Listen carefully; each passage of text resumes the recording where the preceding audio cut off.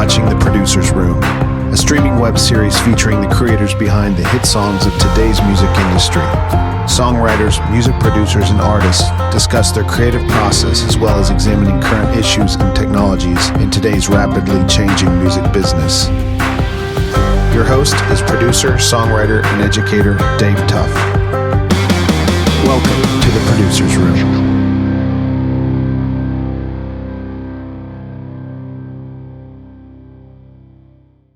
Welcome to this episode of The Producer's Room. I'm really excited for our guest today, Lij Shaw. We're here at the Grammy Award-winning Toy Box Studios in East Nashville. Toy Box Studios, the sound of East Nashville.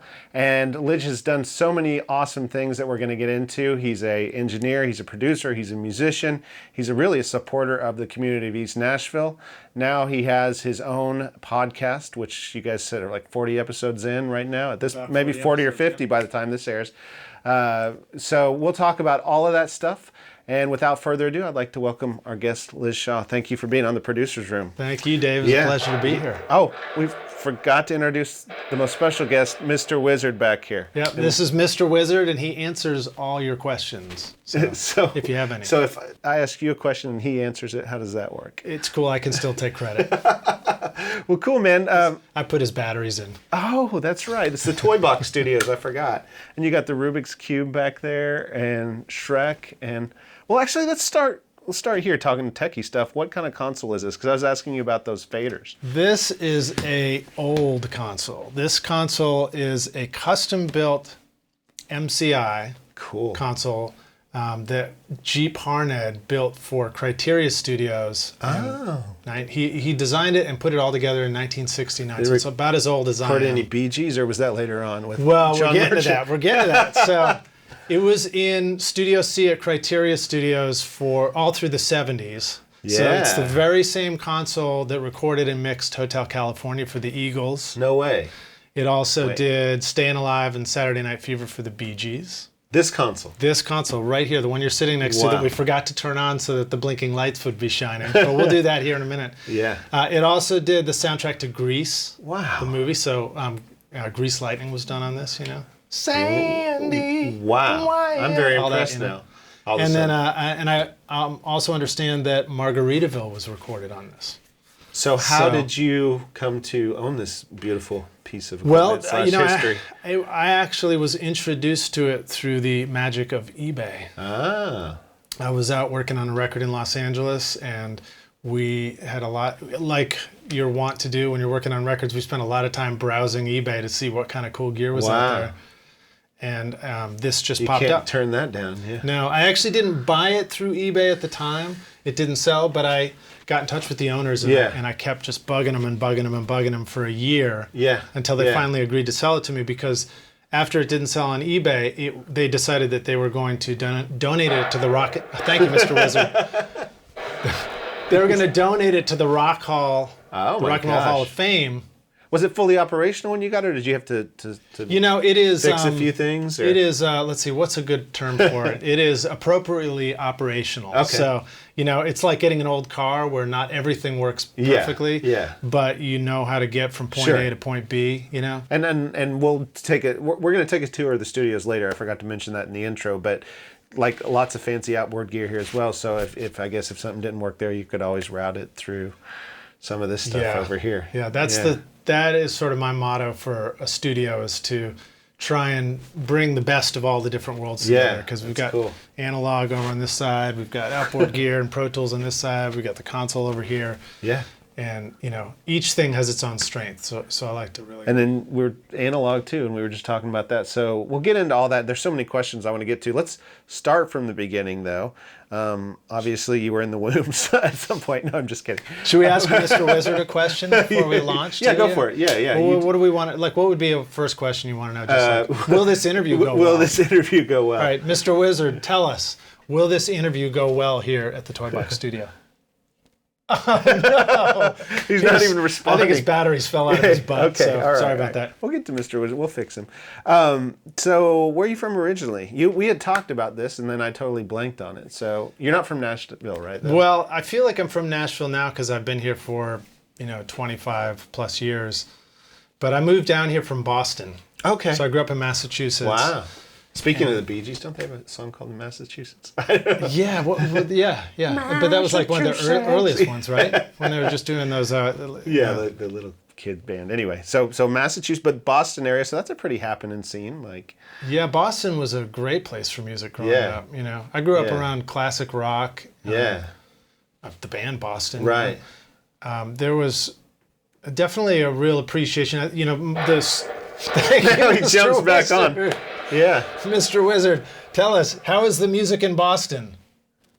Oh, come on. All right. He's not giving you He's just going to interrupt now. So the town that I went to high school in, there was this, you'd go down the street and there was this one driveway that went off that I never got to see what was down it, but I understood that Jay Giles lived right down there. Nice. And in the neighboring town where I was, I grew up in Concord and in Carlisle, Mass. That's where Blue Jay Studios was. Wow. And so, all kinds of great records there. I know Tom Lord Alge got his start at that studio. Cool, man. That's awesome. So was Club Passim going like the folk scene, or what was the scene? Because I know like John Bryan's from there and all that, like Amy Mann. The truth is, by the time I was 18, I was out of there. So okay. I wasn't really, we did, we went out and saw a lot of bands and stuff in my college years. Yeah. I'd go back for summer break and stuff. But I wasn't there year round to like really get to know the music. So scene. then but the Pixies are from Boston too. I didn't know that. The Rathskeller. Yeah. So there was a great musical influence. Yeah. Where I started out, but I left Boston to go to college in St. Louis. I actually went to Washington University. I know that because I'm from Springfield originally. So that's right. Close to there, but the Skeletons. Well, right? Lou Whitney. Yeah, I think we were talking about that in like Vance and that whole scene. Anyway, but I don't want to skip too far ahead. So, were you playing instruments when you were growing up, writing songs? Yes. How'd you learn how to play an instrument and all that? So, my parents were musical. They didn't do a lot of music. They didn't play a lot of piano. But I'd see my dad sitting down and play piano. My mom would play a little piano. They'd sing. Yeah. And I was exposed to music. But I took Suzuki violin when I was 4. Wow. For a few years, I think, a couple of years. Did that give you perfect pitch? All the kids that did that seems like... I definitely am cursed with a sense of pitch. That can be tricky sometimes when you're trying to enjoy things that are out of tune. Right, yeah. like Mr. Wizard here. Yeah, what is that? 300. All right, Mr. Wizard, we're turning you off for a minute. Right. That's all right. We'll come back. We can enjoy him. So violin. That's interesting. Yeah, so I started on violin, did a little bit, and then let it go. And a little bit of music in school. I remember taking trumpet. And my favorite tune that I wanted to learn was Chuck Mangione. Yeah, nice. Because that was a hit at the time. Yeah, dude, And I think I did one semester of snare drum for band. Okay. So like all these different elements, the gamuts, yeah. Yeah, and that certainly helped me have an understanding of music that I probably had no clue I was beginning to understand. Right. I just took it for granted as a kid. We had a great music teacher who used to play records. That's good to know. And he would ask the kids to try and pick out the different instruments. That's awesome. So you look, already in fourth and fifth grade. Testimony for music education there. Yeah, big time. So were you even concerned with like the technical side at that point, like, or are you just mainly focused on the music, or? I think for me the technical side. Sort of the beauty of growing up in the 70s and the 80s too is because if you just wanted to operate the stereo, there was a technical side to it. That's true, yeah. So my stepdad had this great, maybe it was a Marantz or something, receiver, and it just, it was cool. You got to do the bass and the treble, and we were playing records, turntable, and I remember some of the first records we got.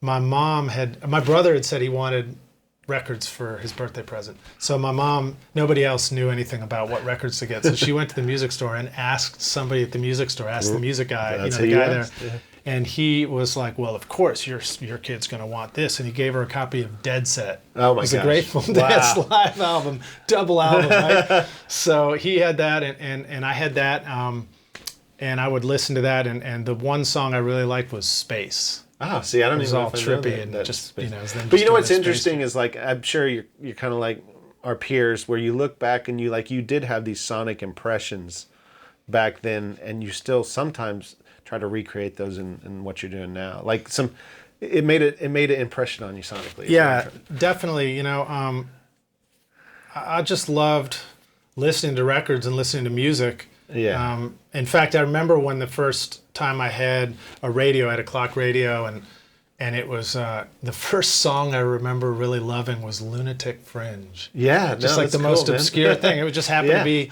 the single. It happened to be the hit song at the time, and it would wake me up, you know, with my clock radio, and I just got to know it. But we also grew up with a movie theater.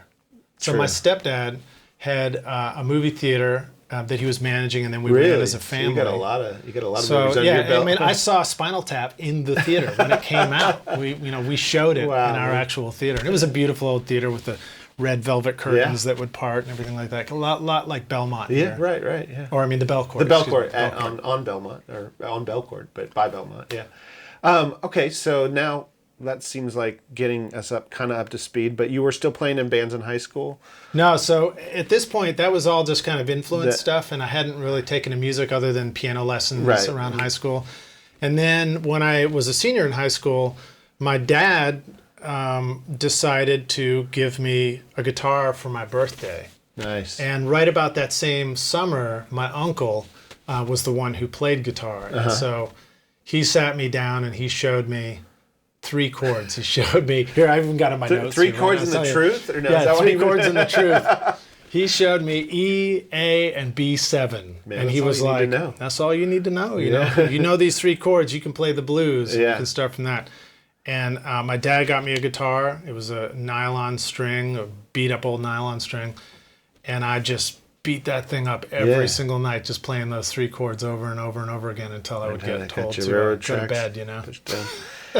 So you were a senior then, but so did you go off to major in music, or was it something else when you went to Washington University? It was very much something else. Okay. So I started, with guitar, loved it. I had a friend who was showing me some more chords. I went off to college, and I had to sort of pick what I was going to. Because like Washington, you have to have some good grades to get in there, don't you? Yeah, no, I did good, man. It was they were calling it the Ivy League of the Midwest. Yeah, I mean it is. Yeah. So I went there for the architecture program. I actually went there. That's still a creative endeavor. I mean, in a certain totally. way, yeah. Well, so we'll get into that too. But they say that architecture is frozen music. Mm-hmm. And after 4 years of studying architecture, getting a degree in architecture, doing all the work, but meanwhile playing in bands and all through college and really loving that. I didn't really realize that music was an option at that point. I just kind of thought it was fun. Yeah. But I got to the end of that, and I'm jumping forward a little bit, but eventually I just decided, I was like, you know what? I think I'd rather do music. I want to do liquid architecture and do music instead. I like that, man. That should be the next album title, Liquid Architecture. Yeah. Exactly. But I guess that would go into, obviously, because I never thought about it, the design of your whole studio when we take the tour. Yeah. The whole... You probably did the plans and. Yes, I did. I forgot a lot of what I learned in architecture, other than the design element, like just the ability to figure stuff out, which is a huge part. Like that really carried through to music. That carried through to production. Sure. What I learned in architecture school was the art of problem solving. Yeah. And it's almost like what I call it. When you plan the job site, you got to pour the foundation first, then you got to frame it, or even before that, you have to survey it. It's certain steps have to be done before others, and I don't know what the workflow, I guess. A big part of it is understanding people and what they need and where they need to stand and where they need to be and how they need to work. Yeah. And to me, there's a huge correlation in producing a record and just like operating a tracking session, for example. You just running a tracking session really successfully is all about really understanding the needs of the musicians and the needs of the artists and the need of the song, and arranging everybody and situating everybody in such a way that it functions. Yeah, I can see how that it carries over directly. So architecture, decided to move to music. Were you working as an architect, or because I know you went to MTSU? We were talking about that the other day. So how many years transpired there? So there's a sort of a key pivotal year in there. So I finished architecture school, got my degree as an architect, My best friend was like, dude, we got to go backpacking in Europe as soon as school's over. And I'm so glad he told me to do that. That's you, Jonathan, when you see this. Yeah. And I'm actually going to be at his wedding this summer. Oh, man, that's great. And so we went over to Europe. We got our Eurail pass. We were traveling around for a couple of months. And then I ended up in London doing a barback thing. So I was actually working as a, let's see, what was I doing? I was living in a shared apartment with a bunch of other people. I was working as a barback at TGI Fridays in London, of all places. Like what part of London? It's not Hendon. That I would know, but Hendon. Hendon. North, yes. up north a little bit. Okay. Terrible accent. I can see you doing that though. Yeah, it was fun, and I was there for, it was only like a couple of months that I was in London. And I was also doing telemarketing. I was calling people. Oh, it turns in an English accent? No. It turns out if you're doing the telemarketing with an American accent in London, they think it's a cool accent. Wow. I think. I mean, you had somebody may tell me more I'm wrong. sales than anyone else on the team. Yeah. Wow, that's cool. So I was doing all that, and my brother was at Hong Kong University for his junior year of college. Yeah. I know we're getting into the weeds here, but cool. he was over there, and he was over there to study jazz piano. Ah. And he had chosen, he was like, I want to go to the most faraway place in the world I can think of. And he was working at the jazz club in Lang Kwai Fong in Hong Kong, and he started playing drums in a blues band. It's all coming together here. So I get a call from my brother Nate. Now remember, this is back in 91, so this is like, you get the AT&T card, you go to the payphone, you swipe it in, I remember those days. Say like, hey Nate, it's so great to hear you. And then you wait like 10, 15 seconds, then he answers, really awkward, But he tells me, we have our conversation, and he tells me, dude, I've got this kind of crazy idea for you. How'd you like to come out and be in a band with me in Hong Kong? We need a guitar player, and we're playing like 5 gigs a week. Yeah. And so I thought about it, and I was like, hell yeah, Were you still man. Playing at the time? I mean, I had taken an acoustic with me. I was playing, and I was missing playing in my band from St. Louis, from college and stuff. And so a week later, I didn't have any money for it, but I put a plane ticket on my American Express card, and I was on a flight to Hong Kong. Wow, man. And I didn't have a place to stay. I didn't have an electric guitar. I didn't have anything. I just crashed with my brother in his dorm room for a night, and then somebody was kind enough to put me up. And so I ended up playing for almost a half a year in a blues band in Hong Kong with my brother. Crazy. And doing this, just like playing every night. And so that was my that was my moment to play guitar a lot and begin to really understand it and begin to get familiar with music. If you're playing every night, you're gonna get better. Yeah, exactly. So when I was there, we had an opportunity to go into the studio and do something. And so I found myself in a professional studio. And I remember this experience of walking in and seeing, recording, and then I'm looking at all these lights, and it's tape machines and a console and blinking stuff and great sounds coming out of the speakers. And I just thought, holy shit, when I get back to the States, I've really got to figure this stuff out and take a look at this and like, really, I got to learn this before I can go do architecture. Good for you, man. Good for you. Well, we're going to take a quick break, and we're going to learn a lot more because I found this fascinating because I want to get to what you're doing now with all your projects as well with Lij Shaw here at the Toy Box Studios. So we'll see you guys in just a second. All right. The town has this energy.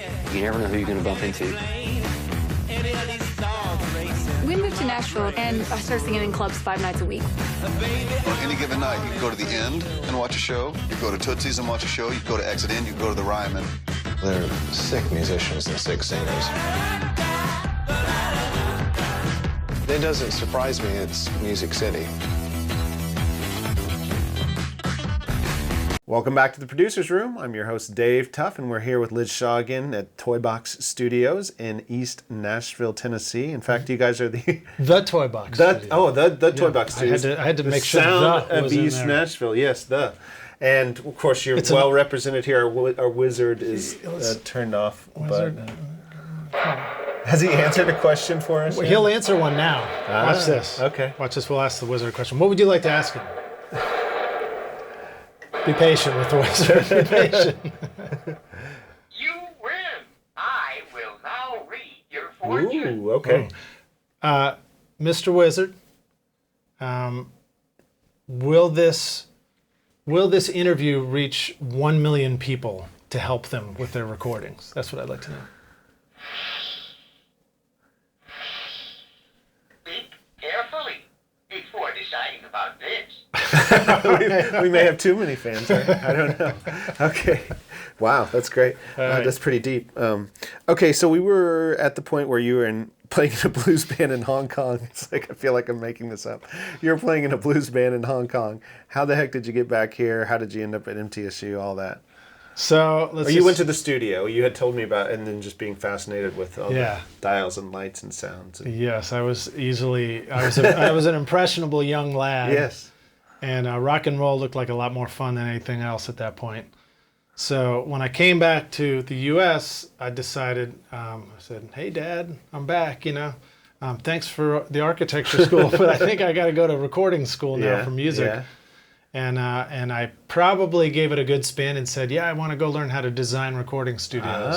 So that helped him feel a lot better about it. Thanks, Dad. Well, you didn't lie. We'll talk about that. You designed a recording studio. Eventually, it happened. But so I went to Berkeley, and I took an interview there and talked to them, and I saw that it was outside of my budget to go to their recording program there. But they were kind enough to say, "Hey, there's this magazine, and every year they will put a list of all the music schools that are going on." So that was my introduction to Mix Magazine. Cool. So I went to I was like, "What was it called again? And where do I go get it?" And so I went to the store, picked up a copy of Mix Magazine, opened the back, and it had all the music schools across the country. We didn't have internet then. Right. So. No, it's hard to put yourself back there. In fact, I was even thinking, I didn't even know a recording school existed back then. So there were a ton. You know, at that point, I think I had 50 to choose from. I mean, it was blowing up, but it's even just the awareness. Like you said, it's just weird without the internet. And this is 1991. Yeah, our younger friends will not remember, but it was such a better time. You picked some more. Wizard, come on. Yes, he chimes in. He agrees. So maybe. Okay, so you found MTSU and just packed up the car and moved from Boston. Yep, I did exactly that. I packed up a car and I drove down to what seemed like a very strange place to me to go to at the time, which was Nashville, Tennessee. Yeah. And I was like, where's that? It's way down in the South. But there was probably wasn't that whole indie scene getting going in Murfreesboro at that time? Like a mutual friend of ours, Seth coming Timms, up, yeah. And all those, and Matt, and all those guys. So, and that was about to, they were waiting for me to arrive. Yes. But yeah, that scene was about to kick off. And I came down, and I got to say this too, because this is another great little tidbit. Yeah. So when I went to MTSU, the recording program at that point was still, I think for 21 hours of full-time college tuition, it was $700 a semester. Oh, beautiful. Even were you out of state at that point, or how did that all work? Oh, sorry. Yeah, I got to confess. I moved to Nashville, lived here for a year, I'm became an in-state resident. Being the academic here. And then went to school. Checking you on all this. And then another academic question in my brain is, you probably didn't have to go for 4 years since you had some credits, like your general ed that transferred, so you just could focus on recording there. I think I had to take U.S. history again, and maybe I had to take journalism class or something like that. But I had passed all my other stuff, so I transferred credits. It took me about 2.5 years of schooling down there. And the cool part about that, what I really liked about going to college and doing a college degree again for that, was that it took longer than these condensed courses that are offered. But what it did is it put me in an environment where I was surrounded by friends who all they cared about was recording music. For the next 2.5 years of my life, all my roommates were into recording music. All the people I hung out with, all the bands I started. And I learned as much from just being in that kind of intense community as what I learned in class. Exactly. So. Yeah. Well, cool. So then you were just telling me that you had worked at were you interning while you were... All right, Mr. Wizard. He's gone again. Take a break again, buddy. Were you interning while you were in college at Woodland or some of the other places, or working? I have to apologize. Mr. Wizard is actually a new intern at the studio, and he hasn't quite learned that bit about being quiet in the control room. And we gave him his own mic, too. So, Sorry, what was your question? Oh, speaking of the 90s, I'm getting distracted now. You have your speak. That's a speak and read, but not a speak and spell. So that's speak and read. There's a speak and spell somewhere else in the studio, and I think there's a speak and math. Well, I'm excited for the tour anyway, because it's not called the Toy Box for nothing. That just sounds so country, man. Speaking of moving to Nashville, Tennessee. All right, so were you interning at the? Speaking of interning, were you interning at the studios at that point, or was that after? Yeah, I finished my school time at MTSU and got an internship at Woodland Studios in East Nashville. So this is a beautiful, classic style, big studio space. They had 2 studios in there, and then a third one, a Studio C, that was built while I was there. Yeah. My internship there was actually as a technical intern. So they didn't have any assistant spots left at that point when I started. So you know how to calibrate this thing? Yeah, stuff like that? So I started learning. I learned tape alignment when I was at MTSU, when I was at school, and I aced the tape test, And then later, when I was working in my first studio, which was a place called, it's Alex the Great over in Berry Hill. That's Brad Jones. With Brad, and who you Robin just Eaton. interviewed, so we'll get into that. Yeah. Just had Brad Jones on my podcast. So that they had the very same machine. This is an MCI JH16, 2-inch 16 track. And they had, and it does 24 as well. But they had the same machine there, and Randy Blevins and Steve Sadler are 2 guys here in town that they've been like the MCI guys for a long time. And so Randy came over and he would work on the machine, and I got to just hover over his shoulder. I was like, man, I want to learn this. So yeah. It's just, you kind of have to have that environment to learn stuff like that. Sure. Well, I'm sure, and then now you're passing on the knowledge to your interns. Hopefully, you I'm trying. Keep the flame going. I'm trying. I still have yet to have an intern or an assistant here that can align the machine. Well, hopefully it's not a lost art. It's something, it's just something that takes, you got to do it repeatedly. Right. To really get to know it. So, but I think something for our audience outside of Nashville is they just think country music. But when you mention like the sound of East Nashville, you mentioned Woodland, it's not just country music, right? Coming out of here. Right. Good point. I think that's important for our audience to know. And so, like, I would assume most of the projects you work on are not country, right? Yeah, I work on some country, but primarily I don't work on country. My heart is definitely in, something that sounds like college rock. I like distorted guitars. I like to break out. I like to have the floor covered in guitar pedals, and we're getting experimental sounds and stuff. And we'll see that when we give a tour, after they see how everything's working here. Yeah. But as you can imagine, when I got out of school and I was interning at Woodland was mostly country music. Right. There was, the Oak Ridge Boys, I think, had recorded there. You probably got to meet a lot of those session guys, right? Yeah, so some of the records that were going on at Woodland Studios while I was there, for example, there was a new guy who was recording named Keith Urban. So there was. But did he have a cool haircut? No, he did. Yeah, he did have a cool haircut. In fact, but one of the really remarkable records that I got to be around, I wasn't in the studio assisting, but I was around. I mean, it was like when these guys came in, they just took over the studio.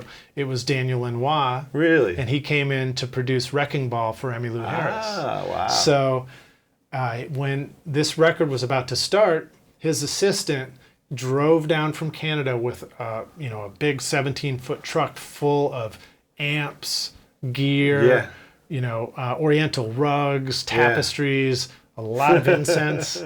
And these guys came in, and he just transformed the studio and just turned it into this, cool place to be and make a record. And then you thought it'd be a lot easier for her to go to him. Yeah, right. Well, I guess want to stay in Nashville, right? Yeah, there's some more stories. I'll share you some more stories about that too. There's some pretty funny ones about my internship. So they came in, and worked on the record there, and I got to be around all the musicians. They would be hanging out where I was and stuff. I've got like Larry Mullins of U2 played drums on the record, and I got his drum tech was in there, and so he was this I believe he was an Irish guy. He was always working on the drum kit. It makes sense. Yeah. He was always working on the drum kit and prepping it, stuff like that. And he had some piece, and it was too big, so he sawed it off, and I got a piece of it. So I've got a guitar slide here in the studio that is a piece of Larry Mullins' drum kit from that record. Cool. But here, I'll get to this anecdote and get away from it. But Emmylou had an oversized poodle that she liked to bring to the studio. And, Emmy, I don't know if you actually ever knew this happened on your record, but you're gonna, if you watch this, you'll learn the story now. So I was the lowly intern at the front desk who was just kind of supposed to watch the front door. This is a studio that used to be a movie theater, so it has big glass doors that open out to the front and everything. And they would back the truck up and just open the doors up and leave them open while they loaded stuff in and out. And there were cartage trucks going all the time.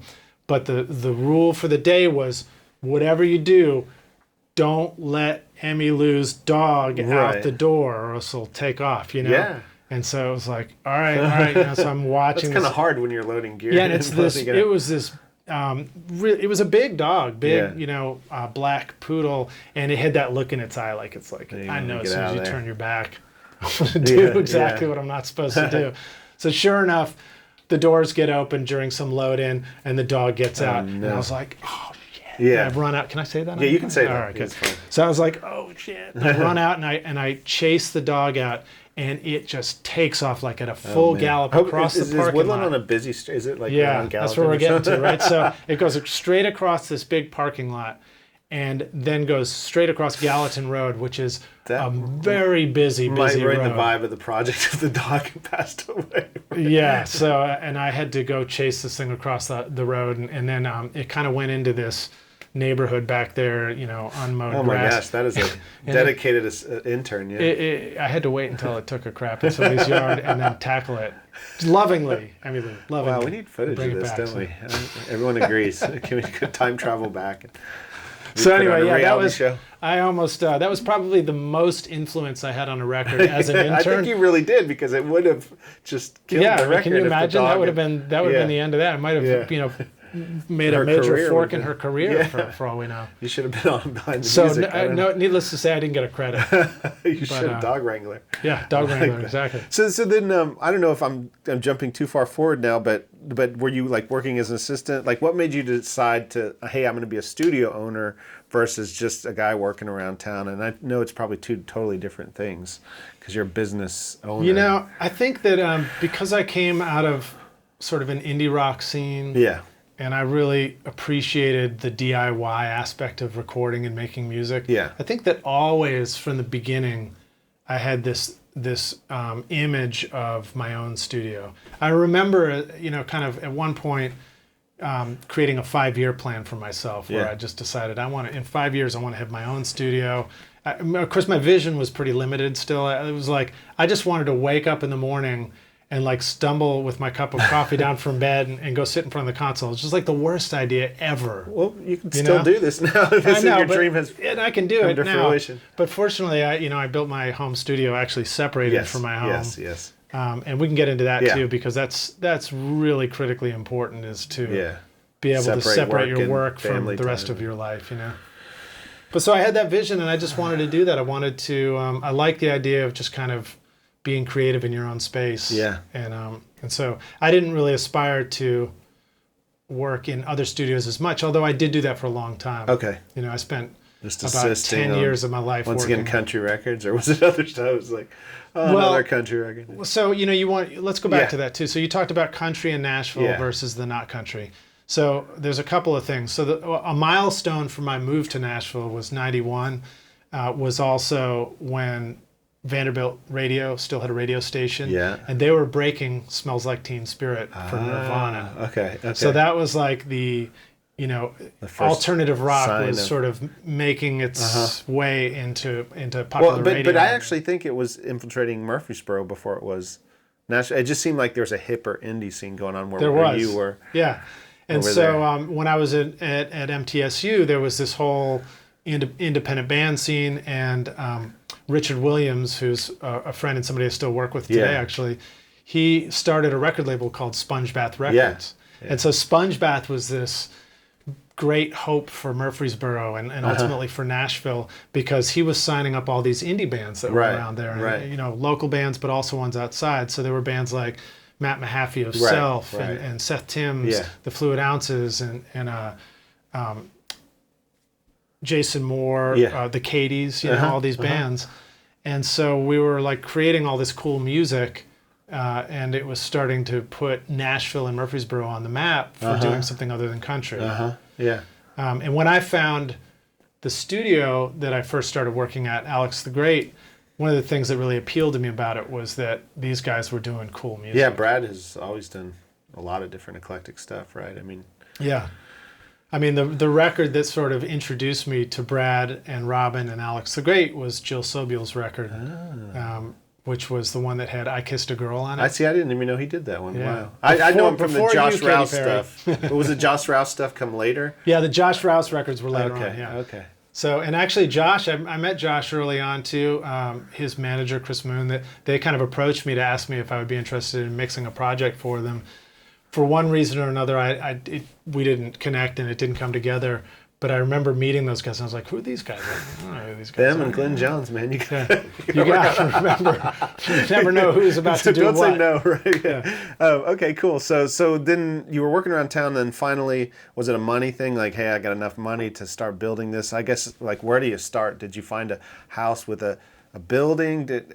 Where do you even start? Well, you got to rewind to the start to start. So first, I was, like everybody out of school, I was renting and living in apartments, and I started working with working in the studio, working with different bands, but also one particular band I really put all my eggs in that basket. This is a band called, they were first a Yellow Afternoon, then a Trixo, and then The Living Things. Okay, cool. And so that was the first production gig I had that landed major label record deals. So you were probably doing all the Nashville. hats on that. You were not only producing but engineering and mixing and also learning Pro Tools from the ground up. Right. And Pro Tools was a brand new thing. But at that point in my life, all I did was just work every chance I could get. Yeah. And I spent all of my money on gear. Right. And that's why we were talking about eBay and finding a console. Sure. I just would browse eBay and pick up mics and pick up pieces of gear and if I went and worked with somebody, we were, for example, we were lucky to go work with Steve Albini at Electrical Studios.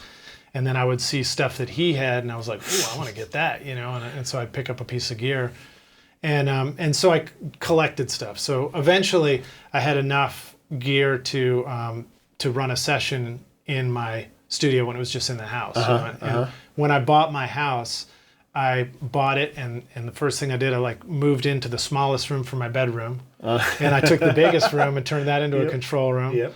And then I needed to get mic cables throughout the house, and I couldn't think of a way to do that. So I thought, well, I'm just going to punch a hole through the wall here and find the air condition, like HVAC duct. Yeah.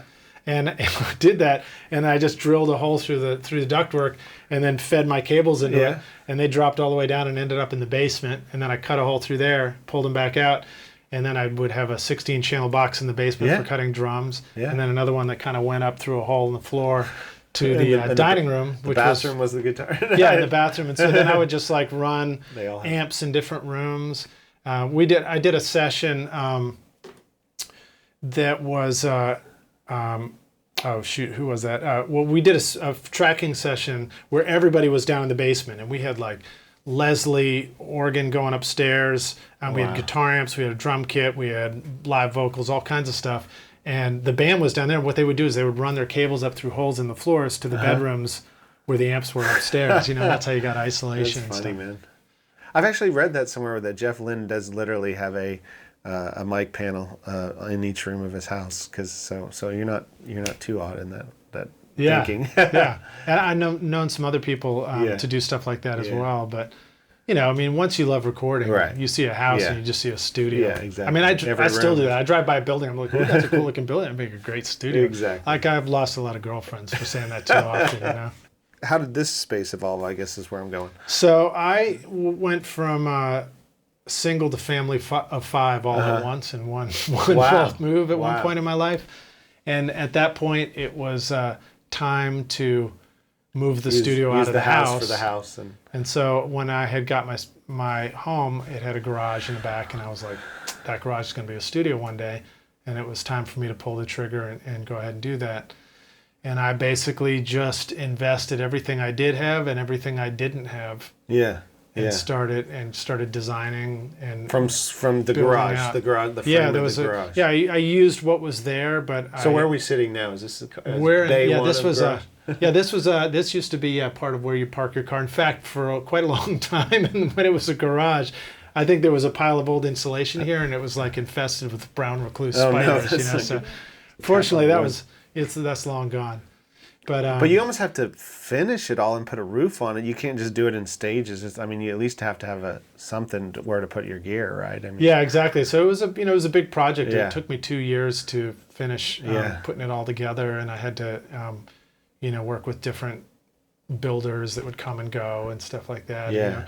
A lot of figuring things out one step at a time. It was not like this was not a big money hire an architect to lay out a perfect set of plans and do it from beginning to end. It was me taking all the knowledge that I had about what I needed to run a session and what worked great in a studio, having had 15 years of recording in studios all over the country, and just sort of designing the space and saying, all right, how am I going to take this space and fit control room, isolation space, live drum room, all these things, and I'll show you around and stuff. Yeah, man, we're going to take the tour. We're going to take a quick break though, and we'll be right back with Lij and the Toy Box Studio. See you guys in a second.